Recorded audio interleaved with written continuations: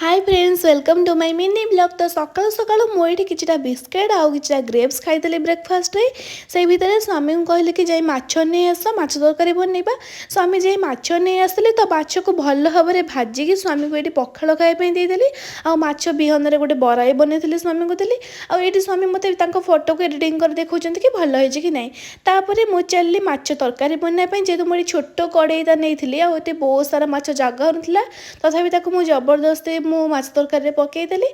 आईटा हूँ मो तरकारी फाइनाल लुक लुक देखिए आप निश्चय कमेंट जनइबे तरकारीटा केमती हो। तापर आम दिजन जाक चलू लंच करने। लंच थी आम भात माछ तरकारी सहित सालाड खाई सारापर स्वामी ये मत अमूल आइसक्रीम आनी खाई रेस्ट नहीं जेहेतु माछ तरकारी दिन में खाई मत डिनर टे चिकेन विंग्स खाया इच्छा होता।